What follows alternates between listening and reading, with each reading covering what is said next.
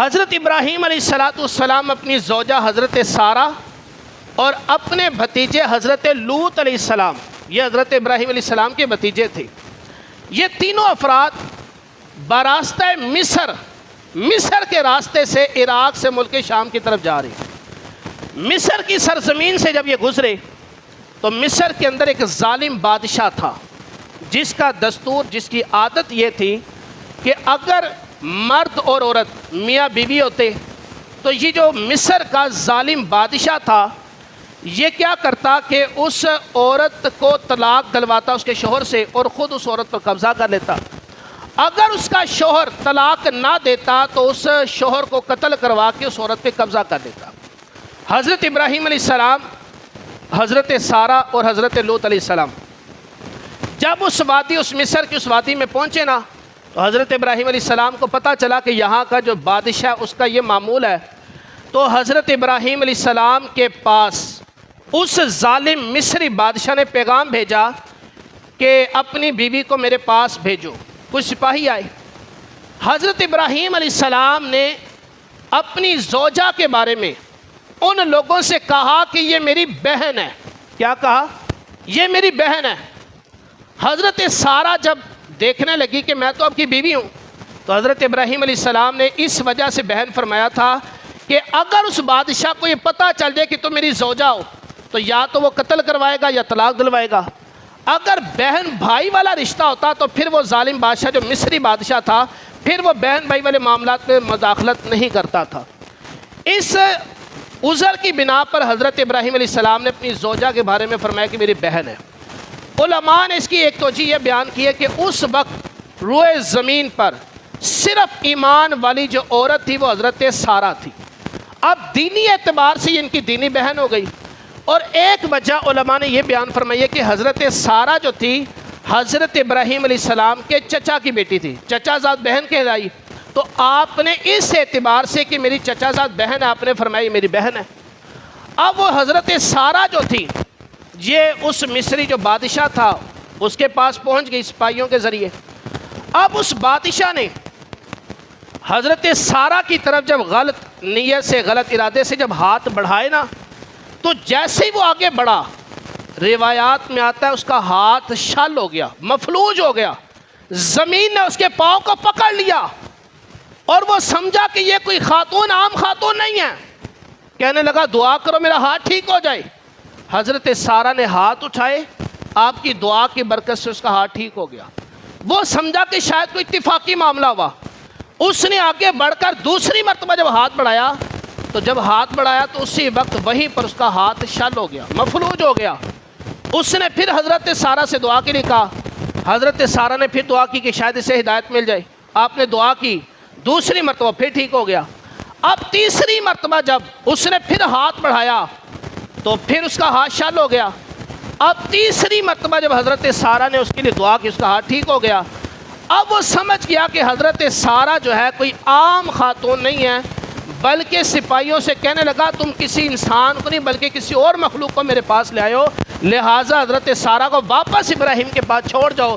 اب حضرت سارہ کی یہ کرامت دیکھ کر وہ جو مصر کا بادشاہ تھا اس کے پاس ایک قیدی خاتون تھی جو ایک مصر کے بادشاہ کی بیٹی تھی، شہزادی تھی، جن کا نام تھا حضرت ہاجرہ۔ تو جس طرح میں نے شروع میں عرض کیا نا کہ حضرت ہاجرہ کے بارے میں یہودی اور عیسائیوں کا پروپیگنڈا یہ ہے کہ وہ حضرت ہاجرہ کے بارے میں کہتے ہیں وہ تو ایک کافرہ، معذلہ کافرہ، ایک قیدی تھی، ایک غلام تھی، جبکہ جو مورخین ہیں انہوں نے لکھا ہے کہ حضرت ہاجرہ ایک بادشاہ کی بیٹی تھی۔ اس بادشاہ کو قتل کروانے کے بعد اس مصر کے بادشاہ نے حضرت ہاجرہ کو اپنے پاس قید میں رکھ لیا۔ اچھا، جس طرح حضرت سارہ کے ساتھ یہ اس بادشاہ کا معاملہ ہوا نا، اسی طرح حضرت ہاجرہ کے ساتھ بھی معاملہ ہوا کہ جب حضرت ہاجرہ فرسٹ ٹائم اس مصر کے ظالم بادشاہ کے پاس آئی نا، تو اس بادشاہ نے بھی اسی طرح پہلے ہاتھ بڑھایا، اس کا ہاتھ شل ہو گیا۔ حضرت ہاجرہ کی دعا کی برکت سے اس کا ہاتھ ٹھیک ہوا۔ اس نے حضرت ہاجرہ کو قید خانے میں قید کروا دیا۔ جب حضرت سارہ واپس جانے لگی نا، تو اس نے بطور خدمت کرنے حضرت ہاجرہ کو قید سے چھڑوا کر حضرت سارہ کے حوالے کیا کہ یہ آپ کی خدمت کرے گی۔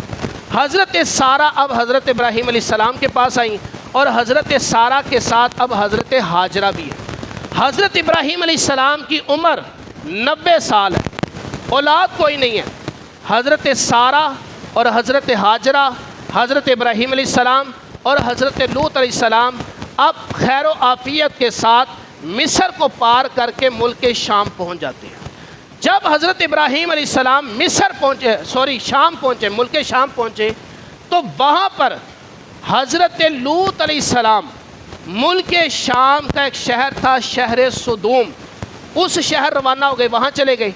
حضرت ہاجرہ، حضرت سارہ اور حضرت ابراہیم علیہ السلام ملک شام جب تشریف لائے تو حضرت سارہ نے کہا ابراہیم علیہ السلام سے کہ ہمارے ہاں کوئی اولاد نہیں ہے، آپ ایسا کریں کہ حضرت ہاجرہ سے نکاح کر لیں، ہو سکتا ہے اللہ تعالیٰ ان کے بطن سے، ان کے پیٹ سے ہمیں کوئی اولاد دے دے۔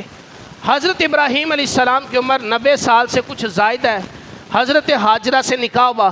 اللہ رب العزت نے حضرت ابراہیم علیہ السلام کو حضرت ہاجرہ کے بطن سے، ان کے پیٹ سے بیٹا عطا کیا جس کا نام تھا اسماعیل علیہ السلام۔ اللہ رب العزت نے ابراہیم علیہ السلام کو پہلا جو بیٹا عطا کیا وہ حضرت ہاجرہ سے عطا کیا اور اس کا نام تھا اسماعیل۔ اسماعیل کا مطلب کیا ہے؟ اسما یا ایل۔ حضرت ابراہیم علیہ السلام دعا مانگا کرتے تھے، اسما یا ایل، اے میرے خدا میری دعا سن لے، ربی حب لی من الصالحین، یا اللہ مجھے نیک بیٹا عطا فرما۔ اللہ رب العزت نے جب فرمایا نا فبشرناہ بغلام حلیم، ہم تمہیں حلم والے، بردبار، تحمل والے بیٹے کی بشارت دیتے ہیں۔ اللہ نے جب بیٹا عطا فرمایا تو حضرت ابراہیم علیہ السلام دعا کرتے تھے نا، اسما یا ایل، اے میرے خدا میری دعا سن لے۔ تو جب بیٹا عطا کیا تو آپ جن الفاظ سے دعا مانگا کرتے تھے انہی الفاظ سے اپنے بیٹے کا نام اسماعیل رکھ دیا۔ اسما یا ایل تھا، اسی سے آپ نے اپنے بیٹے کا نام رکھا اسماعیل۔ یہ جو ہم قربانی کرتے ہیں جسے حضرت اسماعیل علیہ السلام کی یاد میں ذبیح اللہ، بعض لوگ پروپیگنڈا یہ کرتے ہیں کہ جناب وہ جو قربانی کے لیے ابراہیم علیہ السلام بیٹا لے گئے تھے وہ تو اسحاق علیہ السلام تھے۔ تو یاد رکھیں اسحاق علیہ السلام تو بھی پیدا بھی نہیں ہوئے تھے۔ حضرت ابراہیم علیہ السلام نے قربانی کے لیے جس بیٹے کا انتخاب کیا تھا، اللہ رب العزت کی طرف سے جو خواب آیا تھا نا ابراہیم علیہ السلام کو، اس وقت آپ کے بیٹے حضرت اسماعیل علیہ السلام تھے۔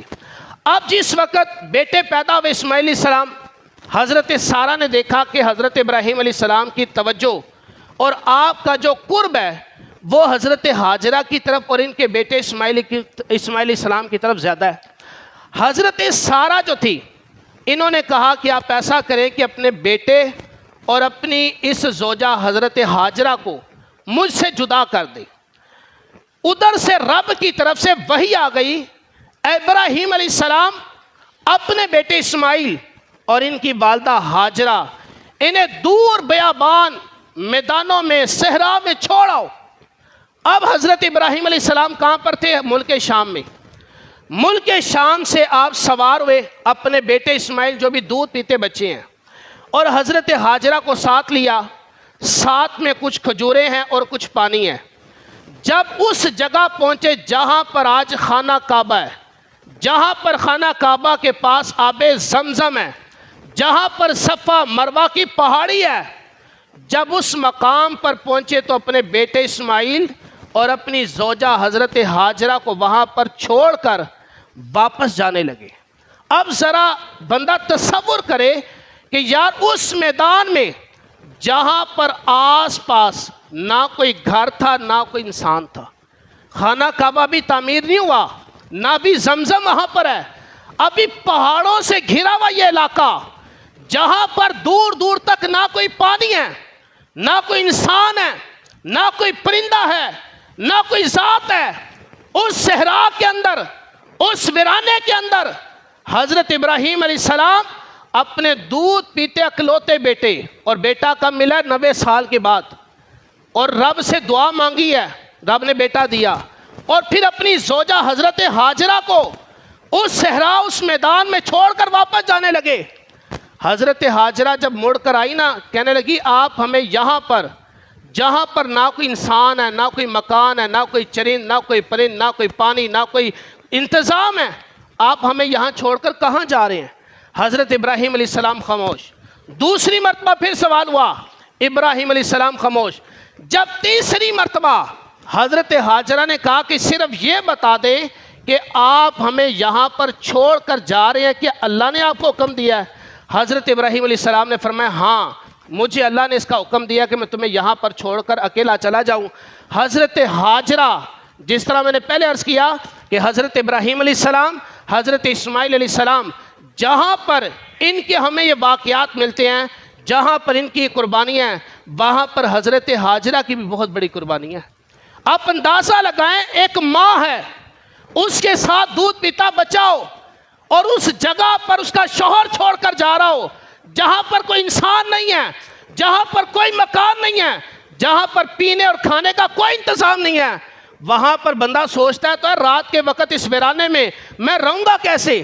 آج میں اور آپ غور کریں, ہم اگر اکیلے, ہمارے بچے چھوٹے ہوں, بیوی اکیلی ہو, تو ہم تو اپنے گھر میں اپنے بیوی بچوں کو اکیلا چھوڑ کر جائیں تو فکر لاحق ہوتی ہے, یار یہ رہیں گے کیسے.